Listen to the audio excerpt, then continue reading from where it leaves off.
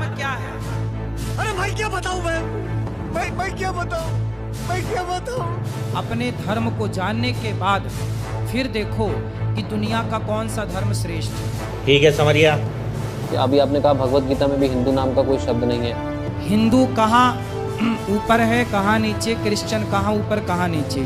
कोई नो का हमारा राम बुड्ढा है, दूसरे का हमारा खुदा बुड्ढा है, कोई कहीं सब। कौन सा धर्म सबसे श्रेष्ठ है, आज इसी विषय को विस्तार से क्लियर करने के लिए हम आपके बीच कुछ आध्यात्मिक जानकारों के विचार लेकर आए हैं। इन आध्यात्मिक जानकारों में एक तरफ हैं अनिरुद्ध आचार्य जी व कुछ अन्य आध्यात्मिक जानकार, तो वहीं दूसरी ओर हैं संत रामपाल जी महाराज। इन आध्यात्मिक जानकारों में किसका ज्ञान उत्तम है, कमेंट करके हमें अपनी राय अवश्य दें। अगर इस चैनल पर आप पहली बार आए हैं तो फटाफट से वीडियो को लाइक और चैनल को सब्सक्राइब जरूर कर दें। तो चलिए वीडियो शुरू करते हैं। एक हमारी बहन की लड़की है, वो जो है कि अपने धर्म को मानती नहीं है। कहाँ है? हाँ यही हम लेके आए हैं। बात कराओ। वो बाइबल पढ़ती है गुरुजी। बात कराओ। मैं बहुत परेशान हूँ, मेरे बहन बड़ी परेशान है, इसके दिमाग में घुसता ही नहीं, अपने भगवान को मानती नहीं है। बात कराओ। गीता पढ़ती हो बेटा? नहीं। गीता नहीं पढ़ती हो, बाइबल पढ़ती हो? जी। बाइबल पढ़ना बुरा नहीं है, हर अच्छी पुस्तक पढ़नी चाहिए, लेकिन पहले अपने धर्म ग्रंथ को जानो। आप पहले अपने को जानोगे तब ना दूसरे को जान पाओगे। जो अपने को नहीं जानेगा वो दूसरों को क्या जानेगा। आप यदि अपने को नहीं जान पाए और दूसरों को जाने तो आप अपना अस्तित्व मिटा बैठेंगे। पहले गीता पढ़ो, गीता पढ़ लो, अपने धर्म से जुड़ी बातें जो अच्छी हैं। बाइबल पढ़ते हैं आप, बाइबल भी पढ़िए, कुरान भी पढ़िए, कोई बुराई नहीं है, लेकिन पहले गीता पढ़ो। अपने धर्म को जानने के बाद फिर देखो कि दुनिया का कौन सा धर्म श्रेष्ठ है। अपने धर्म को जानो, फिर देखो कि बाइबल में क्या लिखा है, गीता में क्या लिखा है, और दोनों की बातें मैच करो, किसकी बातें श्रेष्ठ हैं। ठीक है जी। पढ़ना बुरा नहीं है, खूब पढ़ना चाहिए, पर यह देखना चाहिए सनातन धर्म कितना श्रेष्ठ है। आप सनातन धर्म को श्रेष्ठ मानते हैं कि नहीं? मानती हूँ। और क्रिश्चियन धर्म को? बिल्कुल खुल के बात कीजिए, जो अच्छा लगे वो बोलिए। जो आप फॉलो करती हैं वो भी अच्छा लगता है। ठीक है, अच्छा है, बुरा नहीं है। क्या अंतर है दोनों में?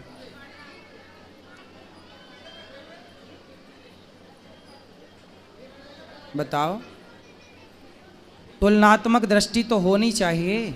आप तुलना करो कि हिंदू सनातन धर्म और क्रिश्चियन, ये इन दोनों में तुलना करो। हिंदू कहाँ ऊपर है कहाँ नीचे, क्रिश्चियन कहाँ ऊपर कहाँ नीचे। तुलनात्मक दृष्टि तो होनी चाहिए ना। तुलना करो, बताओ मेरे को कौन श्रेष्ठ है। सब कुछ पढ़ना, पर अपने धर्म ग्रंथों को भी पढ़ना। जी। जब पढ़ लेना तो एक तुलना करना, किसी के कहने से कुछ ना करना। कोई कहे जी कि क्रिश्चियन धर्म श्रेष्ठ है, कोई कहे जी हिंदू धर्म श्रेष्ठ है, नहीं, मेरे कहने से ना मानो, किसी तीसरे के कहने। आप खुद बुद्धिमान हो, तुलना करो, बारीकी से समझो। बेटा ये बातें जो हम बोल रहे हैं ना, तुलनात्मक दृष्टि, ये इतने जल्दी समझ में नहीं आती चीज़ें। आप लोग तो भोली बुद्धि के होते हैं, जिसने जैसा बोल दिया आपको वैसा लगने लग जाता है। लेकिन आपको पढ़ना चाहिए अपने पुराणों को, सत्संग करना चाहिए, कुछ सीखना चाहिए, फिर आप तुलना करेंगे, पढ़ेंगे तो बहुत अच्छा लगेगा। गुरुजी हमारा आज का पहला प्रश्न ये है कि अधिकतर लोग तो यही समझते हैं कि हिंदू और सनातन धर्म एक ही है, पर आप कह रहे हैं कि वो अलग है, उसको हिंदू मत समझो। या अभी आपने कहा भगवत गीता में भी हिंदू नाम का कोई शब्द नहीं है, तो हिंदू शब्द का क्या उदय है, कैसे? मतलब देखिए, जितने भी इंडोलॉजिस्ट हुए हैं सब ने एक स्वर में कहा है कि हिंदू जो है वो एक भौगोलिक शब्द है। भूगोलिक मतलब ज्योग्राफिकल टर्म है। अच्छा। जो सिंधु नदी के लोग इस तरफ रहते थे उनको हिंदू कहते थे। अगर हम देखते हैं, उसको भी नहीं मानते, चलो कई लोग हैं उसको भी नहीं, बात को मानते, नहीं नहीं ऐसा नहीं। तो कहाँ शास्त्रों में, वेदों में कहाँ हिंदू शब्द मेंशन हुआ? कहीं नहीं। शास्त्रों में दो ही चीजों की बात आई है, या तो सनातन धर्म का मेंशन हुआ है या वर्णाश्रम धर्म, और कुछ नहीं। हिंदू एक ज्योग्राफिकल टर्म है, जो भी लोग इंडिया में रह रहे हैं वो सारे के सारे क्या है, हिंदू है। जैसे उनको इंडियन कहते हैं ना, इंडियन कहते ऐसे हैं, हिंदू। तभी हिंदुस्तानी कहते हैं इसे, हिंदुस्तानी। और सनातन धर्म, सारे मनुष्यों का धर्म का नाम क्या है? सनातन। सनातन धर्म। सारे जीवों का धर्म जो है वो सनातन धर्म है, वो हिंदू नहीं है। उसका किसी सेक्ट से कोई लेना देना नहीं है। It is above all sects. हर व्यक्ति उसको पालन कर रहा है, कोई लोअर लेवल पे, कोई मिडिल लेवल पे, कोई हायर लेवल पे। जैसे एजुकेशन होती है, कोई 5वीं क्लास में है, कोई 12वीं में है, कोई ग्रेजुएशन में है, कोई पोस्ट ग्रेजुएशन में है, इसी तरीके से। अच्छा। तो ये कोई कहे, और सनातन धर्म सब जीवों के लिए, एवरी जीव नोइंगली या अननोइंगली फॉलो कर ही रहा है। अच्छा। तो ये क्लियर करना पड़ेगा। अब हम क्या क्लेम करें हमारा धर्म सनातन धर्म है? नहीं, हमारा नहीं है, ये जैव धर्म है। क्या है ये? जैव धर्म। जैव का मतलब जीव का धर्म है। सनातन धर्म का एक और नाम क्या है? जैव धर्म। जैव धर्म। हमारे परंपरा में एक गुरु हैं, उनका नाम है श्रील भक्ति विनोद ठाकुर जी। उन्होंने कहा है, उन्होंने किताब लिखी है इसी पे, जैव धर्म। जैव का मतलब जीव। सनातन धर्म हर जीव का धर्म है, चाहे वो कोई भी श्रद्धा रखता हो। आज सो कॉल्ड हिंदू बोलते हैं अपने आप को, क्योंकि सनातन धर्म की जो पुस्तकें हैं उनका नाम ऐसे वेद है। अब वेद जो है, वेद का मतलब होता है ज्ञान। अब ज्ञान, आप सेक्टेरियन कह सकते हो ज्ञान को? बताइए कैसे कहोगे सेक्टेरियन? नॉलेज को तो आप सेक्टेरियन कह ही नहीं सकते। नहीं कह सकते। Knowledge is universal. बिल्कुल। इसी तरह से सनातन धर्म इज जैव धर्म, एक और नाम इसका क्या है? जैव धर्म। जैव धर्म, जीव धर्म, जीव का धर्म। बताइए, सब जीव है। इसलिए और बात करती है सब जन्म मृत्यु जरा व्याधि सब जा रहे हैं इसमें से। जन्म भी होती है, मृत्यु भी होती है, बुढ़ापा भी आता है, बीमारियां, कष्ट, प्रॉब्लम्स। बताइए किस सो कॉल्ड जो हम लोग जो धर्म की बात करते हैं, रिलीजन्स की बात करते हैं, किसमें नहीं है? सब में। सब में। तो धर्म भी क्या है? जैव धर्म, जीव का धर्म, सनातन धर्म। दोस्तों, अभी आपने सुने इन सभी आध्यात्मिक जानकारों के आध्यात्मिक विचार। आइए अब सुनते हैं संत रामपाल जी महाराज के आध्यात्मिक विचार। पूरे विश्व में एक मानव पंथ रहेगा, और कोई ना जाति ना कोई धर्म अलग रहेगा। जीव हमारी जाति है, मानव धर्म हमारा, हिंदू मुस्लिम सिख ईसाई धर्म नहीं कोई न्यारा।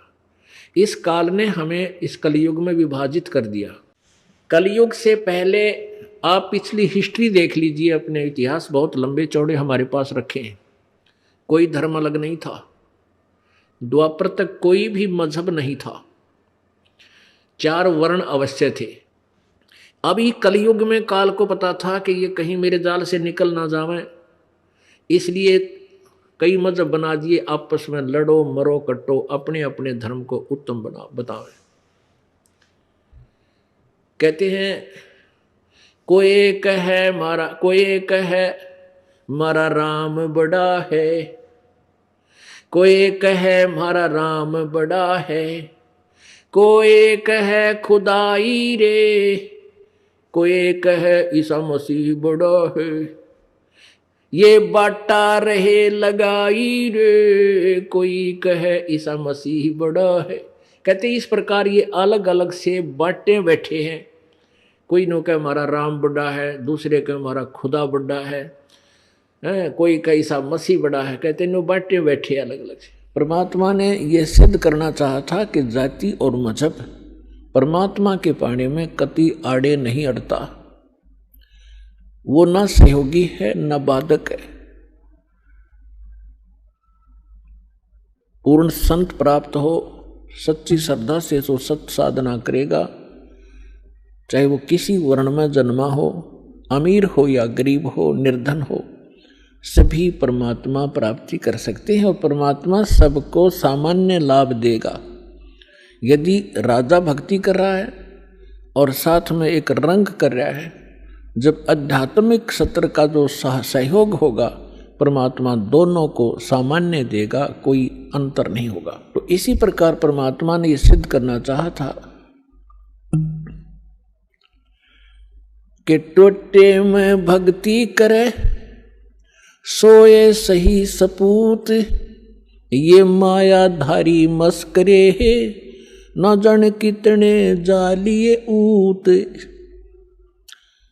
टोटे में भक्ति करे, निर्धन दारिद्र होकर भी परमात्मा की आस्था जिसमें है, सोए सही सपूत, और ये मायाधारी मस्करे न जाने कितने जालिए ऊत, रावण जैसे।